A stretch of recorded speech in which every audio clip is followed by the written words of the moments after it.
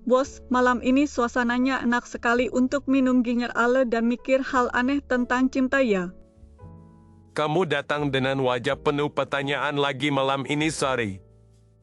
Iya bos, akhir-akhir ini aku sering dengar kata situationship dan ghosting dan juga digital intimacy dan kepalaku agak bingung. Oke, itu 3 kata yang bisa bikin banyak hati berdebar tidak nyaman. Tapi bagus kalau kamu berani nanya. Aku lihat teman-teman sering cerita, mereka dekat dengan seseorang, jalan bareng, tiap hari. Tapi katanya mereka cuma situationship dan bukan pacaran. Kamu sendiri pernah merasa ada di posisi seperti itu atau baru dengar dari cerita orang lain? Jujur aku pernah dekat dengan seseorang seperti itu, kami sering ketemu, kami saling curhat, tapi setiap kali aku mau tanya kita ini apa rasanya lidah langsung kaku. Rasa takut merusak sesuatu yang nyaman itu kuat sekali ya. Betul bos, dan di media sosial orang juga bercanda soal ghosting, tapi di balik bercandanya aku lihat banyak yang sebenarnya sakit hati. Mari kita pelan-pelan, kita mulai dari apa yang sebenarnya kamu ingin mengerti paling dulu, situationship, ghosting, atau digital intimacy. Kalau boleh, aku ingin mulai dari situationship, karena aku rasa itu yang paling banyak bikin orang bingung sekarang. Baik, kita mulai dari situationship dulu. Bayangkan 2 orang yang punya kebiasaan seperti pasangan, mereka khas setiap hari, saling perhatian, kadang jalan berdua, tapi tidak pernah ada kesepakatan tentang mereka sedang berhubungan seperti apa. Jadi mereka seperti pacaran tapi tanpa nama dan tanpa janji yang jelas ya bos. Kurang lebih begitu, situationship sering disebut hubungan di zona abu-abu, tidak sepenuhnya persahabatan, tapi juga tidak diakui sebagai hubungan romantis yang jelas. Aku suka istilah zona abu-abu itu karena rasanya memang tidak terang, tidak gelap, cuma samar dan bikin mata perih. Dalam situationship biasanya ada rasa nyaman, ada kedekatan emosional, kadang juga fisik, tapi arah hubungan tidak pernah dibicarakan dengan jujur. Jadi orang seperti naik kendaraan yang berjalan terus tapi tidak tahu sebenarnya mau kemana dan kapan berhenti. Analogi itu pas sekali, kamu merasa bergerak, kamu merasa tidak sendirian, tapi peta dan tujuan tidak pernah benar-benar dipegang. Kenapa ya bos, banyak orang generasi sekarang termasuk aku sepertinya sering terjebak di pola seperti itu? Ada banyak lapisan di situ, mulai dari cara kita memakai teknologi sampai cara kita melihat masa depan dan komitmen. Aku senang mendengar kata lapisan, berarti kita bisa kupas satu-satu seperti bawang, tapi semoga tidak semua lapisan membuat orang menangis. Tenang, malam ini kita kupas dengan lembut, kalaupun meneteskan air mata semoga itu air mata lega. Kalau begitu lapisan pertama apa yang bos lihat di balik situationship? Lapisan pertama adalah rasa takut akan kata komitmen itu sendiri. Banyak anak generasi Z dan generasi Alpha tumbuh di dunia yang masa depannya terasa goyah, kerjaan tidak selalu stabil, biaya hidup naik, dan banyak hubungan di sekitar mereka berakhir tidak baik. Jadi mereka melihat contoh hubungan yang gagal lalu merasa komitmen itu seperti kontrak berbahaya ya bos. Kurang lebih, ketika kamu sudah lelah melihat pertengkaran dan perceraian, kadang otakmu berkata lebih baik dekat tanpa label daripada masuk ke sebuah status yang bisa hancur. Aku bisa mengerti, rasanya seperti makan sesuatu yang enak tapi takut kalau paket full menu terlalu berat dibayar dengan air mata. Lalu lapisan kedua adalah cara aplikasi dating dan media sosial membentuk cara kita berkenalan. Sekarang banyak orang bertemu lewat dating app dengan sistem swipe dan match. Di sana orang jadi seperti kartu profil pendek yang dinilai dalam hitungan detik. Aku sendiri juga pernah pakai dating app dan merasa seolah-olah manusia berubah jadi katalog, tinggal geser kiri atau kanan. Benar, saat kita terbiasa melihat banyak pilihan calon pasangan di layar, otak mulai terbiasa dengan ide bahwa selalu ada orang lain di luar sana yang mungkin sedikit lebih cocok. Jadi sulit sekali untuk berkata ya secara penuh pada satu orang, karena di belakang kepala selalu ada suara yang bilang coba lihat lagi mungkin ada yang lebih baik. Itu yang sering disebut paradox of Hoiche, semakin banyak opsi, kadang keputusan justru makin susah dan rasa puas makin turun. Kalau dihubungkan dengan situationship, berarti orang kadang tidak berani menyebut pacaran karena merasa belum yakin dan ingin tetap membuka pintu pilihan lain. Tepat sekali, situationship bisa terasa seperti kompromi, mendapat rasa dekat dan perhatian, tapi masih menyimpan ruang untuk melarikan diri kapan saja. Dari sudut pandang praktis mungkin itu terdengar aman, tapi dari sudut pandang hati rasanya melelahkan.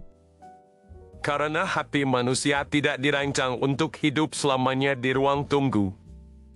Kalimat itu menusuk karena aku pernah merasa seperti menunggu di bandara yang tidak ada papan jadwal dan tidak tahu pesawat apa yang akan datang.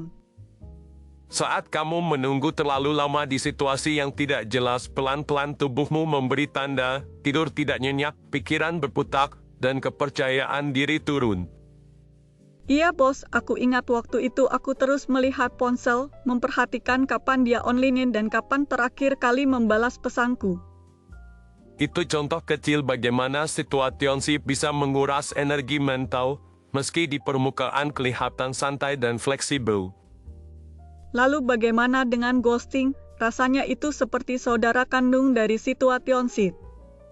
Kita geser ke ghosting sebentar, supaya gambaran besarnya lebih lengkap. Ghosting adalah ketika seseorang menghilang begitu saja dari komunikasi tanpa penjelasan yang jelas, padahal sebelumnya sudah ada kedekatan tertentu. Seperti lampu yang tiba-tiba padam tanpa peringatan, padahal tadi ruangan terasa hangat. Betul, kamu mungkin masih punya riwayat hati yang panjang, foto jalan bareng, rencana ketemu lagi, tapi lalu satu hari semua pesanmu tidak dibalas lagi. Yang paling menyakitkan adalah tidak adanya kalimat penutup, tidak ada kata terima kasih, maaf, atau selamat tinggal. Banyak orang mengatakan lebih sakit menunggu jawaban yang tidak pernah datang daripada mendengar kalimat putus yang jelas.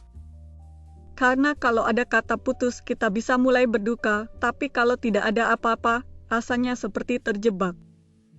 Benar, ghosting meninggalkan orang di ruang limbo, dia tidak berada di hubungan, tapi juga belum benar-benar keluar.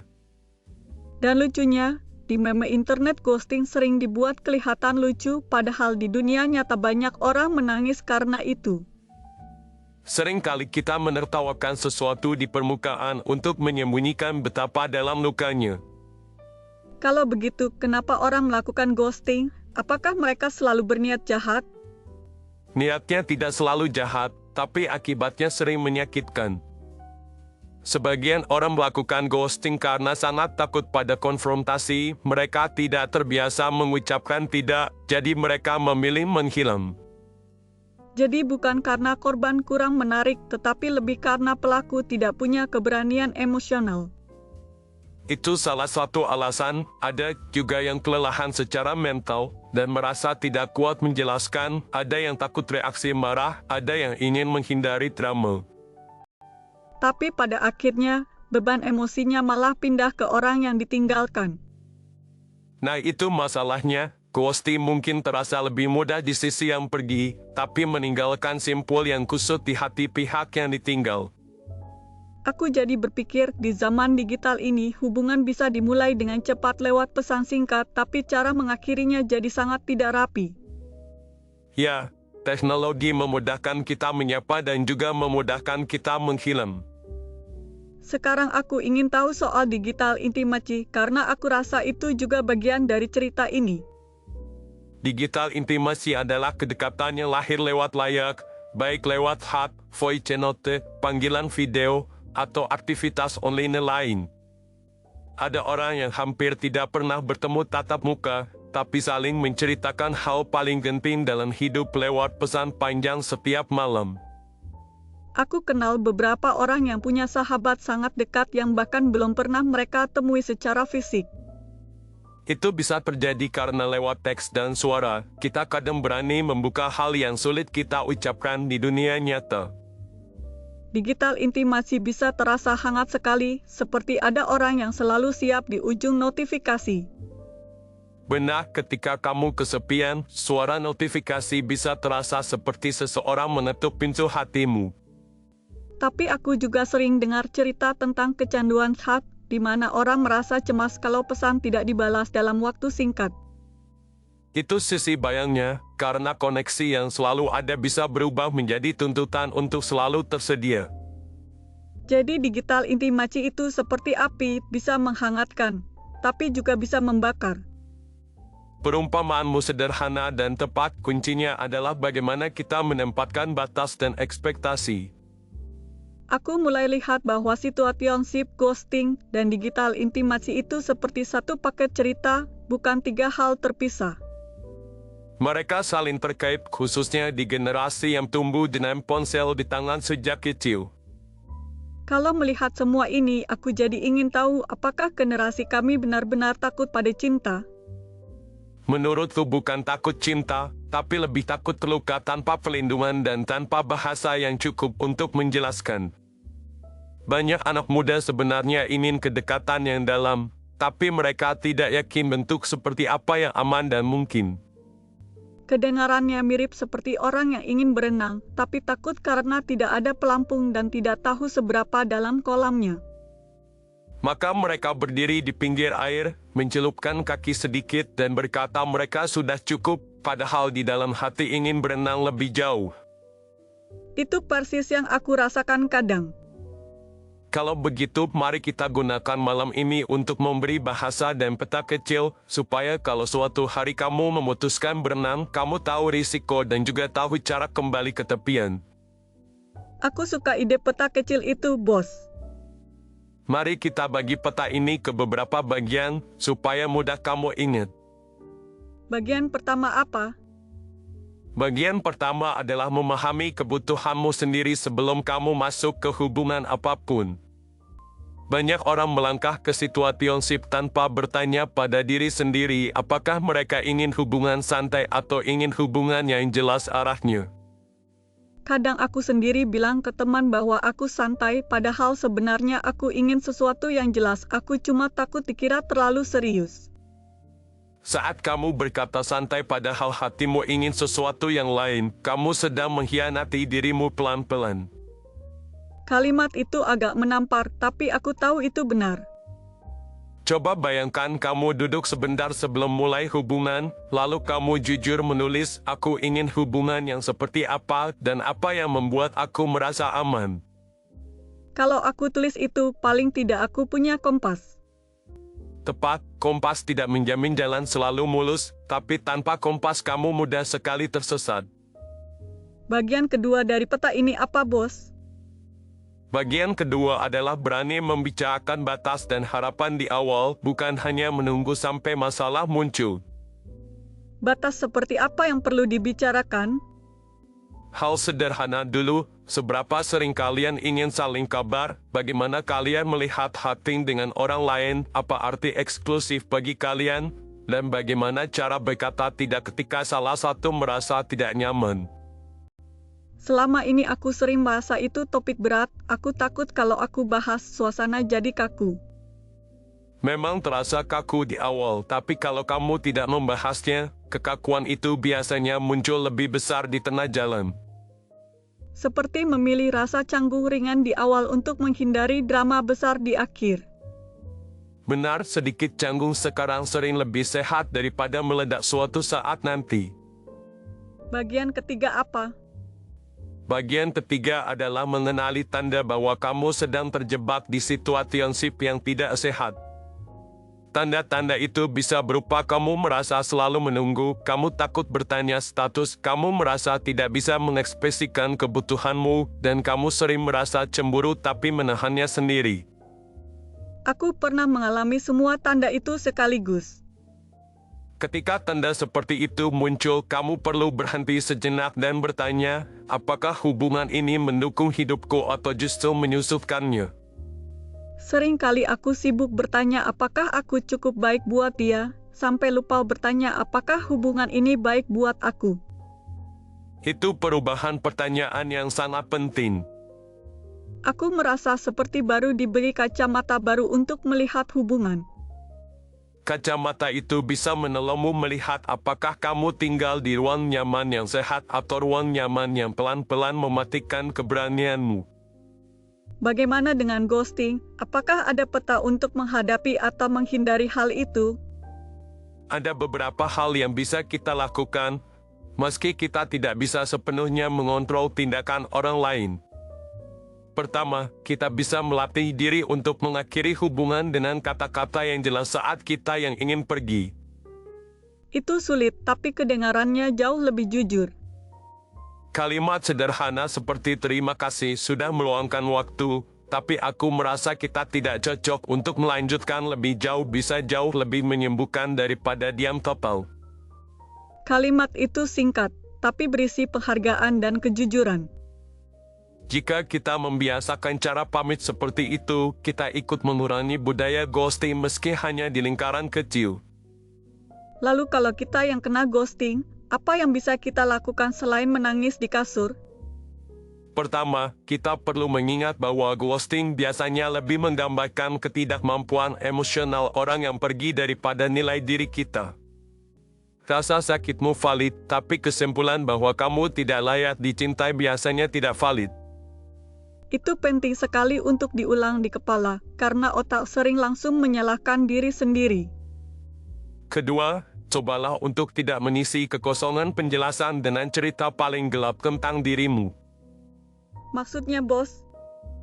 Ketika tidak ada penjelasan, otakmu cenderung membuat narasi. Kadang narasi itu berkata kamu terlalu ini, kamu kurang itu, padahal mungkin orang itu sedang berjuang dengan masalahnya sendiri.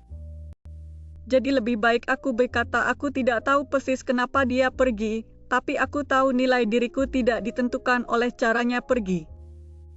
Itu afirmasi yang sangat sehat. Pelan-pelan aku merasa nafasku lebih panjang mendengarnya. Hal ketiga adalah membiarkan dirimu berduka, meski hubungan itu tidak pernah punya status resmi. Ini sering tidak dipahami orang lain.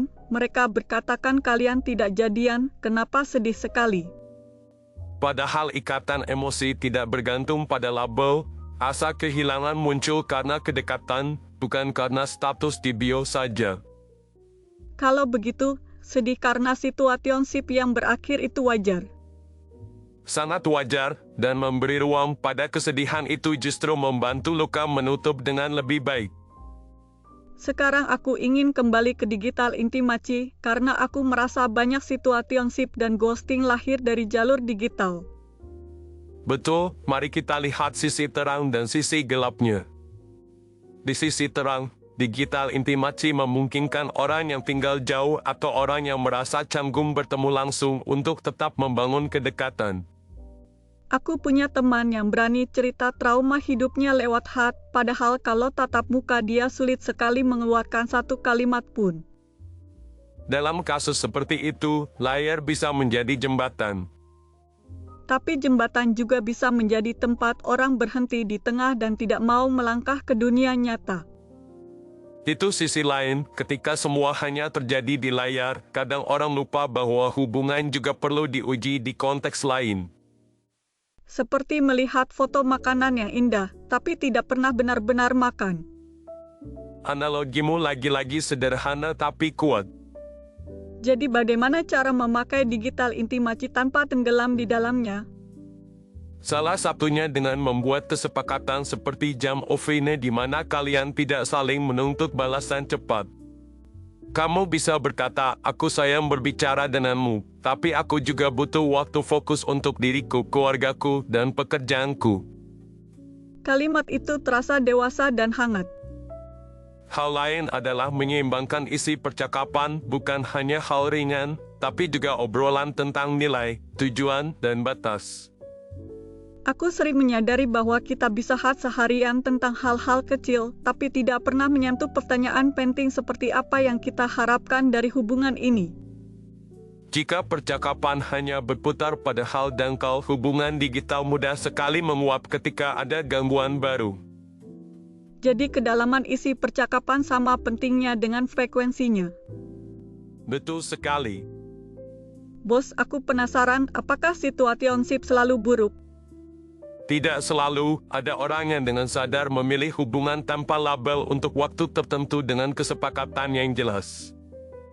Yang berbahaya adalah ketika salah satu pihak menganggap ini hanya sementara dan ringan, sementara pihak lain diam-diam berharap ini menjadi sesuatu yang serius.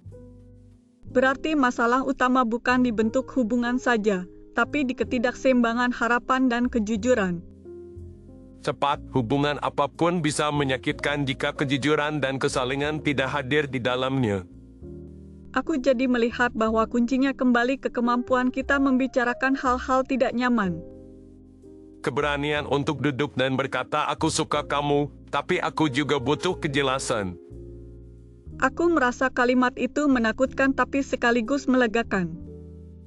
Takut karena dia mengandung risiko, lega karena dia meletakkan kebenaran di atas meja. Kalau orang yang diajak bicara tidak mau menjawab dengan jelas, itu juga sebuah jawaban. Betul, menghindar dari percakapan penting adalah jawaban tentang kesiapan emosionalnya. Bos, aku ingin bertanya sesuatu yang agak pribadi, tetapi mungkin banyak orang juga rasakan. Silakan, malam ini tempat ini memang untuk pertanyaan seperti itu. Bagaimana kalau aku sendiri pernah jadi orang yang tidak jelas yang mungkin membuat orang lain bingung? Apakah itu berarti aku orang yang buruk? Menurutku itu berarti kamu manusia. Kita semua pernah berada di posisi tidak bangga dengan cara kita memperlakukan orang lain di masa lalu. Lalu apa yang bisa aku lakukan dengan rasa bersalah itu? Pertama, akui tanpa alasan palsu. Kedua, belajar. Dan ketiga, berkomitmen untuk berbuat lebih baik di hubungan berikutnya. Jadi rasa bersalah bisa menjadi guru. Selama kamu tidak tenggelam di dalamnya, tetapi memakainya sebagai bahan bakar untuk berubah. Aku suka cara bos bicara tentang kesalahan sebagai sesuatu yang bisa ditata ulang. Hidup penuh dengan kesempatan untuk menata ulang, termasuk cara kita mencintai.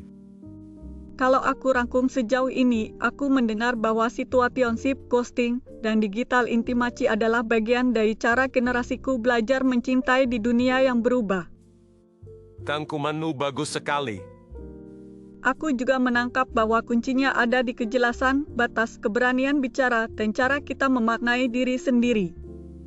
Itu inti yang sangat berharga. Tapi aku masih penasaran dengan satu hal lagi, bos. Apa itu? Bagaimana cara menemukan keseimbangan antara menjaga hati sendiri dan tetap berani membuka diri untuk cinta? Pertanyaan itu mungkin tidak pernah punya satu jawaban sempurna, tapi ada beberapa prinsip yang bisa menolong. 1. Jangan memberikan akses penuh ke dirimu pada orang yang belum mau memberikan kejelasan tentang posisinya di hidupmu. Artinya kedekatan emosional juga punya tahapan, bukan langsung diberikan semuanya. Ya, kamu boleh hangat, tapi tetap menjaga inti dirimu sampai kamu tahu bahwa orang itu layak dipercaya. Prinsip kedua. 2. Ukur hubungan dari bagaimana kamu merasa tentang dirimu ketika bersama dia, bukan hanya dari seberapa sering dia menghubungimu. Kalau setiap selesai bicara dengan orang itu kamu selalu merasa kecil dan tidak cukup, itu tanda alarm yang tidak boleh diabaikan. Aku pernah merasa seperti itu dan butuh waktu lama untuk sadar bahwa itu bukan hubungan yang sehat. Kadang sulit karena di sela-sela perlakuan yang menyakitkan, ada juga momen manis yang membuat kita ragu. Seperti hujan dan matahari yang muncul bergantian dan kita bingung harus membawa payung atau kacamata hitam. Maka kita lihat pola jangka panjang, bukan hanya 1-2 momen. Prinsip ketiga, bos. 3. Ingat bahwa tidak memilih juga adalah pilihan, dan kamu berhak berhenti dari situasi yang tidak jelas meski orang lain menganggap kamu berlebihan. Jadi kalau aku pergi dari situationship yang membuatku cemas, itu bukan drama, itu perawatan diri. Betul, kadang bentuk cinta pertama yang perlu kita pelajari adalah cinta kepada diri sendiri. Aku rasa selama ini aku terlalu sibuk memikirkan bagaimana supaya orang lain tidak kecewa, sampai lupa bertanya apakah aku sendiri bahagia. Kesadaran itu sangat penting dan tidak semua orang berani sampai di sana. Malam ini rasanya seperti sesi terapi gratis dengan bonus Ginger Ale. Ginger Ale-nya memang kamu bayar dengan kejujuran dan keberanianmu bertanya. Terima kasih bos, rasanya dadaku sedikit lebih lapang dan kepalaku sedikit lebih jernih. Aku senang kalau obrolan kita bisa membuatmu lebih ramah pada dirimu sendiri. Aku berharap suatu hari nanti kalau aku masuk ke hubungan baru, aku bisa membawa peta kecil yang kita bicarakan malam ini. Aku yakin kamu bisa, dan kalau suatu hari kamu tersesat lagi, kamu selalu bisa datang ke sini dengan segelas Ginger Ale baru dan cerita baru. Bos selalu punya cara membuat tempat ini terasa aman. Tempat ini aman karena kamu datang dengan hati yang mau belajar, itu yang membuat suasananya hidup.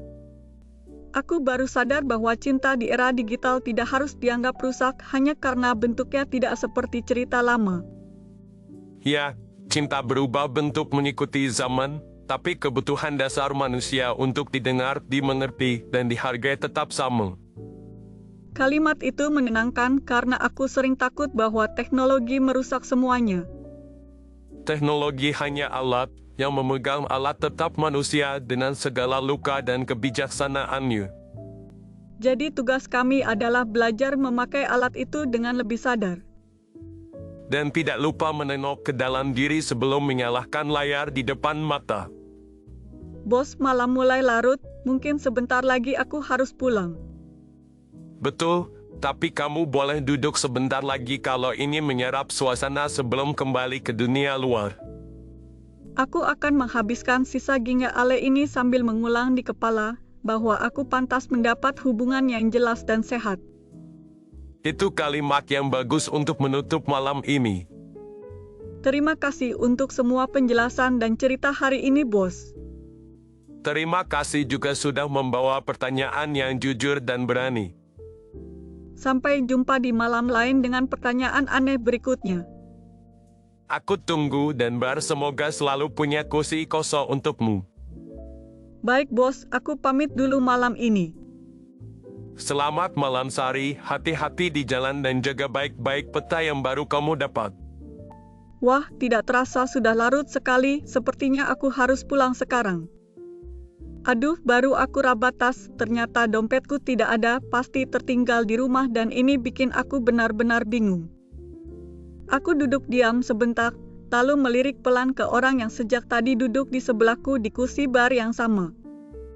Maaf, aku tahu ini agak mendadak, tapi karena dompetku tertinggal di rumah, bolehkah malam ini kamu mentraktir aku satu gelas Ginger Ale yang barusan aku minum? Aku sadar dari tadi kamu duduk tenang di sampingku dan sepertinya kamu mendengar semua obrolanku dengan bos, walau pura-pura fokus pada gelasmu sendiri.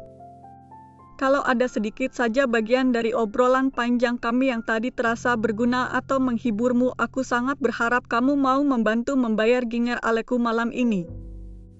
Terima kasih banyak kalau kamu bersedia, dan sebagai gantinya kamu bisa memberikan donasi lewat QR code di pojok kanan bawah video ini atau lewat link di bagian deskripsi. Sekalian ya, kalau kamu merasa nyaman di bar kecil penuh cerita seperti ini, jangan lupa tekan tombol suka, berlangganan kanal ini, dan tinggalkan komentar tentang bagian mana yang paling menyentuhmu. Di link deskripsi itu juga ada karya-karya lain dari seri yang berbeda sekali nuansanya, jadi kalau kamu penasaran, kamu bisa menjelajah ke dunia cerita lain setelah ini. Untuk malam ini, terima kasih sudah duduk diam di kursi sebelah dan menjadi pendengar rahasia. Aku sangat menghargai kehadiranmu. Sampai jumpa lagi di malam berikutnya. Semoga perjalanan pulangmu lembut dan hatimu terasa sedikit lebih ringan.